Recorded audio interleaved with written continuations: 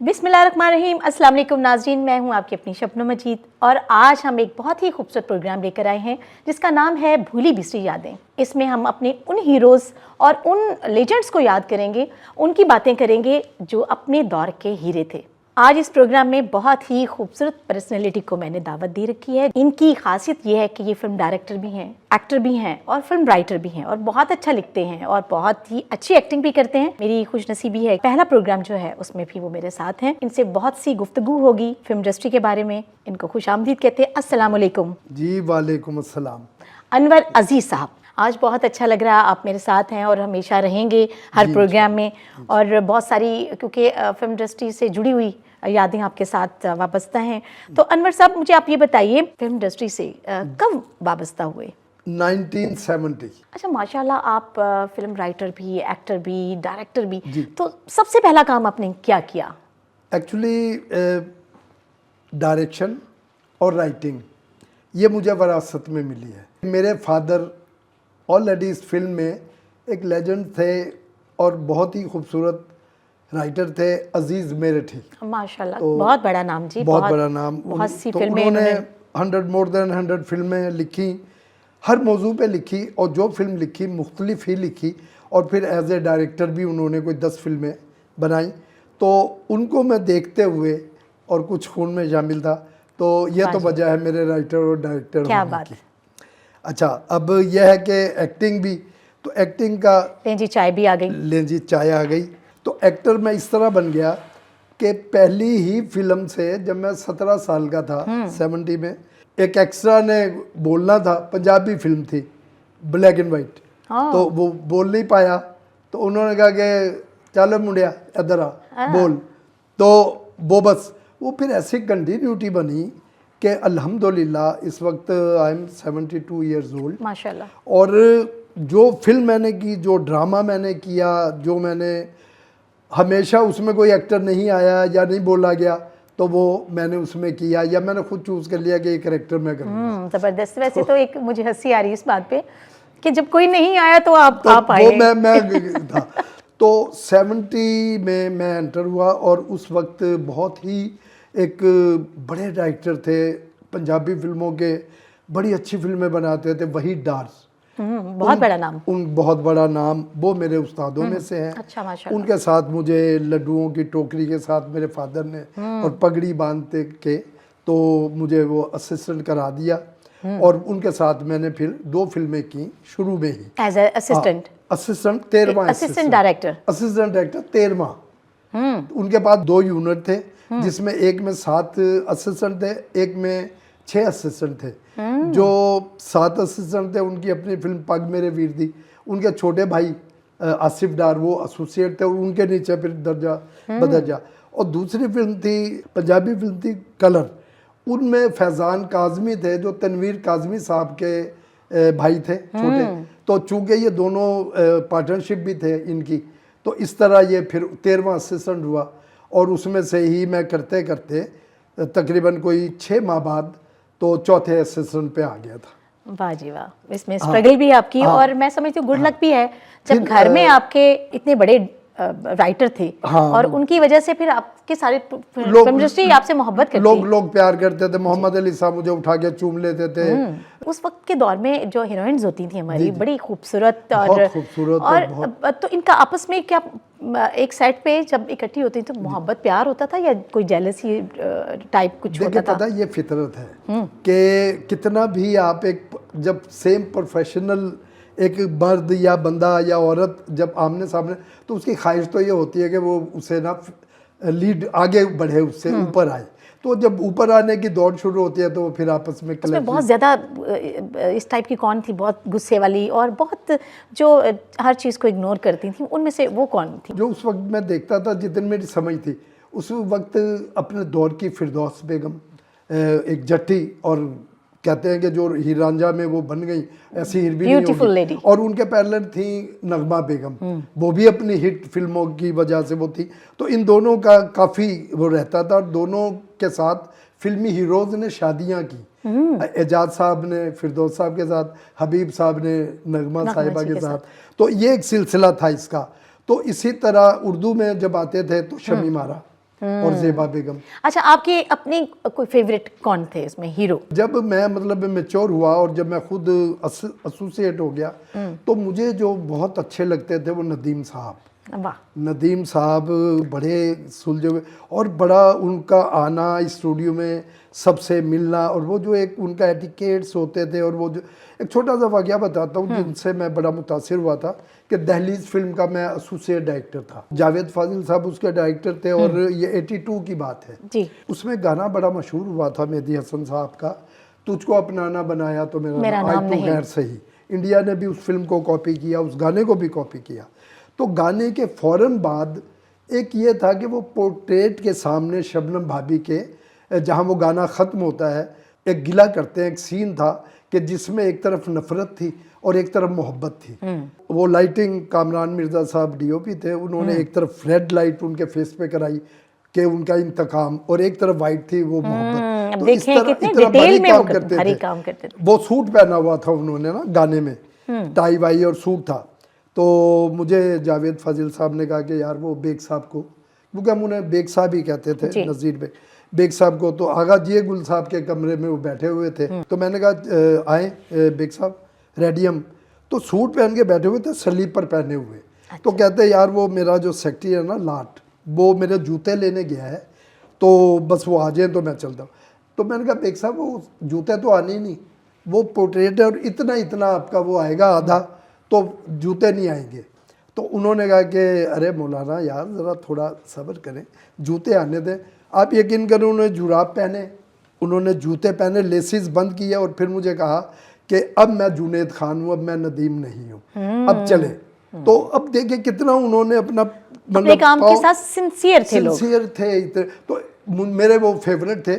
No doubt कि मैंने संतोष साहब के साथ भी काम किया, लेकिन क्योंकि आपके फेवरेट थे नदीम साहब, तो आज नदीम साहब का हम जिक्र करेंगे कि जब बंदिश फिल्म बन रही थी, और क्योंकि आप नदीम साहब के बहुत ही आपके फेवरेट हैं नदीम साहब, तो मुझे बताएं आप उनकी शूटिंग वूटिंग देखी आपने? क्या एज होगी आपकी उस वक्त? मैं उस वक्त भी फिल्में कर रहा था नदीम साहब के साथ, और उस वक्त मेरी एज थी 27-28। ओह। हाँ, क्योंकि ये फिल्म बंदिश है 1980 की। तो नदीम साहब की एज क्या होगी? नदीम साहब की एज होगी नियर 30, क्योंकि मुझसे तो बड़े ही हैं नदीम साहब, नियर 75 नियर है बेग साहब, बल्कि 77। यानी आपसे 3-4 साल बड़े हैं। हाँ। जी ठीक है। उस वक्त वो फिल्म जब बन रही थी तो उस फिल्म के डायरेक्टर थे नज़रुल इस्लाम साहब। क्या बात है। और नज़रुल इस्लाम साहब बांग्लादेश से आए थे, और उन्होंने बहुत खूबसूरत फिल्में बनाई, जिनमें आईना जैसी फिल्म जो 400 हफ्ते ही 400 वीक्स एक सिनेमा में चली कराची। रॉबिन घोष साहब का हम जिक्र जरूर करेंगे, जिनकी खूबसूरत कंपोजिशंस इसमें, जो म्यूजिक दिया उन्होंने, क्या बात है। 70-80% फिल्में दादा की जो थी नज़रुल इस्लाम साहब की, उनके म्यूजिक डायरेक्टर रॉबिन घोष साहब थे, क्योंकि उनका आपस में बहुत वो मिलता था। और नो डाउट के रॉबिन घोष साहब ने जो म्यूज़िक दिया जिन भी फिल्मों का, चाहे वो नज़रुल इस्लाम साहब की फिल्में हों या सुलेमान साहब की, या तो बहुत खूबसूरत दिया। मेरी गुड लक है कि रॉबिन घोष साहब की जो लास्ट मूवी थी उसमें मुझे मौका मिला, और वो गाना सुपर डुपर हिट रहा, उसका भी हम जिक्र करेंगे। लेकिन अभी जो हम जिक्र करेंगे वो करेंगे बंदिश फिल्म से, उस गाने का।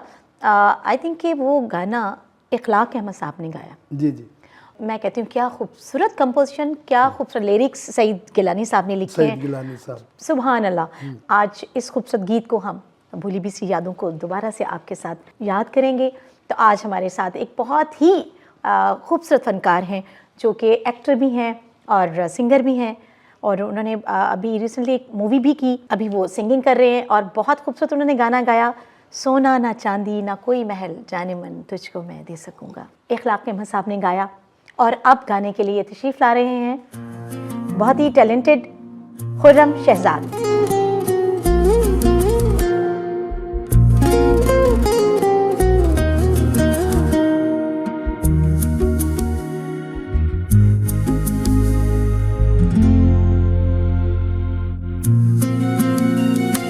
सोना न चांदी न कोई महल जाने मन तुझको मैं दे सकूंगा, फिर भी ये वादा है तुझसे, तू जो करे प्यार मुझसे, छोटा सा घर तुझको दूंगा, दुख सुख का साथी बनूंगा।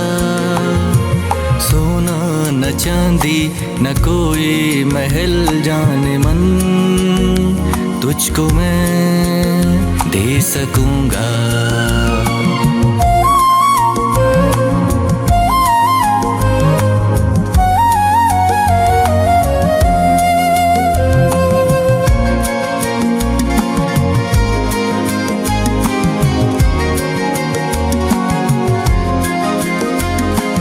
जब शाम घर लौट आऊंगा, हंसती हुई तू मिलेगी, मिट जाएंगी सारी सोचे, बाहों में जब थाम लेगी। छुट्टी का दिन जब होगा, हम खूब घूमा करेंगे, दिन रात होठों पे अपने चाहत के नगमे खिलेंगे, बेचैन दो दिल मिलेंगे। सोना न चांदी न कोई महल जाने मन, तुझको मैं दे सकूंगा।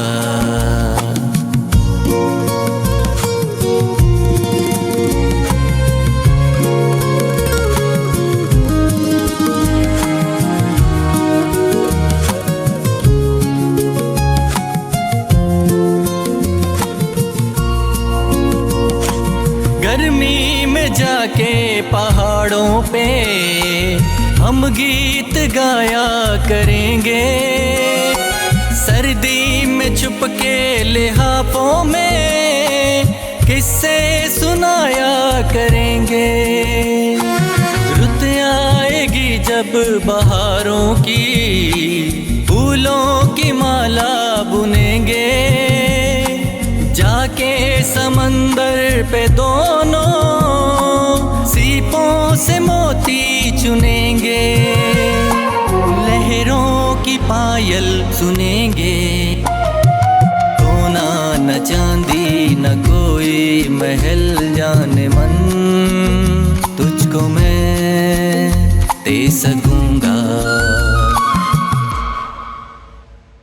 इतना उतार चढ़ाओ, तो कब से ये गा रहे हैं और कौन आपके उस्ताद हैं इस फील्ड में? अच्छा सर, ऐसा है कि गा तो मैं बचपन से ही रहा हूँ। अच्छा। और जैसे कि मोहम्मद रफ़ी साहब को देख के गा रहा हूँ, मकसूद राना साहब को, अहमद रुश्ती साहब को, इखलाक अहमद साहब को, इन लोगों को देख के बस इन्हीं के गाने में कॉपी करता था। अच्छा। ये नहीं कि कहीं जाके कॉपी करता था, खुद ही अपने आप में कॉपी करता था। अच्छा। बस आपके फेवरेट थे ना? जी फेवरेट थे, तो उनको मैं कॉपी करता रहता था, उनके गाने गुनगुनाता रहता था। तो बस वो फिर मैडम से मुलाकात हुई, मैडम जी शबनम मजीद साहब, फिर सुरों के बारे में आजकल मुझे ये सिखा रही हैं। अच्छा। और बहुत टैलेंटेड हैं, मैं आपको ये भी बता दूं। और मैं समझती हूँ कि जो नया हमारा टैलेंट है, उनमें अगर लगन है, शौक़ है, तो उनको अच्छे तरीके से और बताना चाहिए, सिखाना चाहिए, ताकि वो और बेहतर काम कर सकें। तो बहुत अच्छा गाया आपने गाना। Thank you. तो भट्ट साहब आजकल क्या मसरूफियात हैं, क्या कर रहे हैं? मसरूफियात बस एक फ़िल्म कर रहा हूँ मैं ज़ारा शेख के साथ, अच्छा। लीड कर रहा हूँ। उसके अलावा एक सीक्रेट मिशन मूवी और है, उसमें भी लीड कर रहा हूँ। तो बस ऐसे ही कुछ। तो उसमें गाने भी होंगे आपके? जी, यकीनन सोलो भी है, ड्यूट भी है। खुशी हुई आप यहाँ पे आए और आपने, हाँ, कि अल्लाह पाक आपकी आवाज़ में मज़ीद निखार पैदा करे आमीन। और आपकी फिल्म भी हिट हो। Thank you. तो आपके आने का बहुत शुक्रिया। बहुत शुक्रिया, थैंक यू। मैं उम्मीद करती हूँ कि आज का प्रोग्राम आपको बहुत अच्छा लगा होगा। बहुत शुक्रिया अनवर अजीज़ साहब, आपने इतनी खूबसूरत बातें हमारे साथ शेयर की और नाज़रीन को भी भूली बिसरी यादें जो थीं वो आपके साथ शेयर की, और यकीनन आपको बहुत अच्छी लगी होंगी। और आज का प्रोग्राम ख़त्म करते हैं और इंशाल्लाह नेक्स्ट बहुत ही कोई अच्छे लेजेंड का प्रोग्राम लेकर उनको ट्रिब्यूट पेश करने के लिए दोबारा हाजिर होंगे। तो तब तक के लिए मुझे और अनवर अजीज़ आपको इजाज़त दीजिए। नहीं, ऐसे कैसे शबनम साहिबा, प्रोग्राम के वक्त में आपने जिक्र किया था कि रॉबिन घोष साहब की लास्ट फिल्म जो थी, जो डर गया वो मर गया, उसके लिए आपने गाना गाया था। उस वक्त आपकी उम्र भी मेरा ख्याल है कि बहुत छोटी उम्र थी। जी। वो गाना मैं जब भी सुनता हूँ तो मुझे लगता है कि बहुत मेच्योर वाइफ 11-12 साल की थी। 11-12 साल की थी। तो वो गाना जब तक आप हमारे नाजरीन को नहीं सुनाएंगी तो जा नहीं खुदा सकते। हाफिज़ नहीं हो सकती। चलिए हाँ जी, जी, चलिए। तो खुदा हाफिज़ मेरी तरफ से और अनवर अजीज़ साहब की तरफ से, और जाते जाते आपको खूबसूरत गाना सुनाते चलते हैं।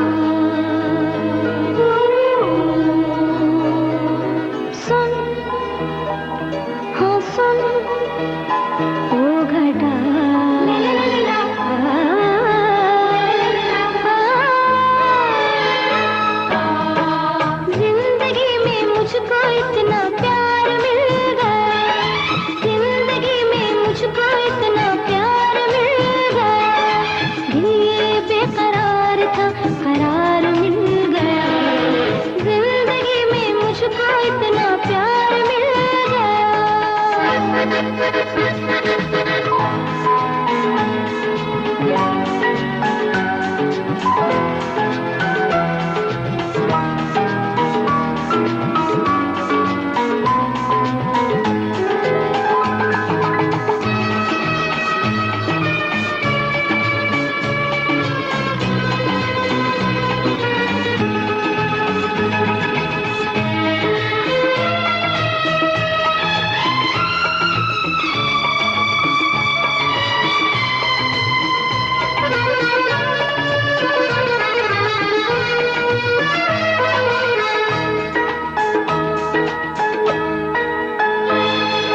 खुशबू है वो या रंग है, चाहा जिसे वो संग है।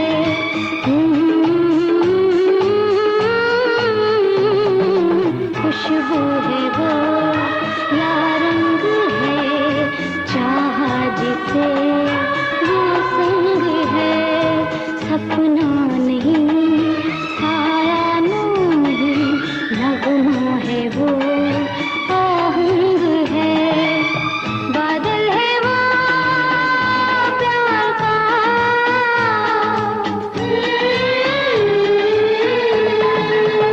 जीवन पे जो छा गया, ला ला ला ला ला ला ला ला। जिंदगी में मुझको इतना प्यार मिल गया, दिल ये बेकरार था, करार मिल गया, जिंदगी में मुझको इतना प्यार मिल गया।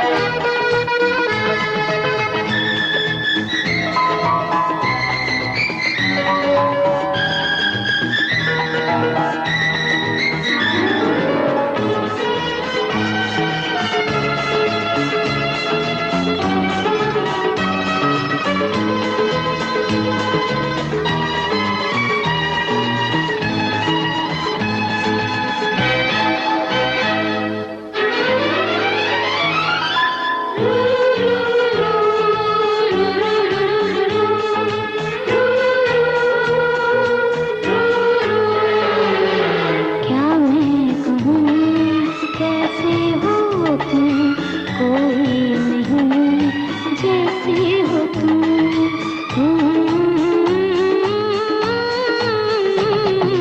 क्या मैं कहूँ कैसे हो तुम, कोई नहीं जैसे हो तुम, मेरे लिए